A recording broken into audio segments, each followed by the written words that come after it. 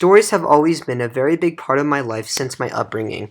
I consistently went to musicals and plays with my grandparents where I fell in love with the arts. Watching people dance, sing, and act always was the most enjoyable form of storytelling for me. I have learned all sorts of things from watching shows, from just small jokes to the power of setting, and many different life lessons. They all contributed and inspired me to join musical theater arts in the 6th grade and pursue them all throughout high school and middle school. Being able to tell an audience a story was my favorite part about acting in plays and musicals because there was always a lesson to go along with it. I felt as though I was providing the audience with knowledge by teaching them through theater. Being involved with One Acts at Sage also led me to share a little bit more of my own voice with an audience. I had the ability to write and act and create my own story.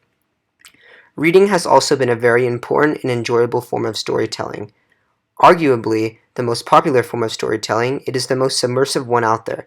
I love being able to put myself in the shoes of a character and follow the plot and motivation of others. This is what makes it an amazing experience. I feel as though I am able to teleport away to another world where I can take a break from the real one.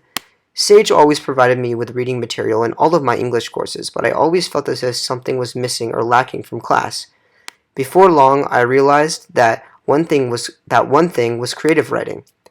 It was the perfect mix of both reading and theater because I could actively create a story that someone else could read and enjoy, while at the same time providing the additional entertainment factor. Sure, I had to write essays for an English class in the past, but they were always analytical, where I analyzed what someone else has written and drew conclusions off of that. Or, in other words, just boring. Storyteller's Workshop gave me the opportunity to leave my 3 years of analytical and synthesis writing behind me and pursue my favorite type, creative writing. One big takeaway I have learned from this class has to be the importance of description in a story. I always took the little details for granted when reading a book, but I now further understand its importance in creating connection and intention with a character. The stories I have written and read about in this year's English class have all been great pieces of text. Looking more at the provided pieces of text assigned by my teacher, they were all written by famous authors, some about issues or even lessons I found important. By watching myself dive into the reading, I discovered something very interesting about the stories and storytelling.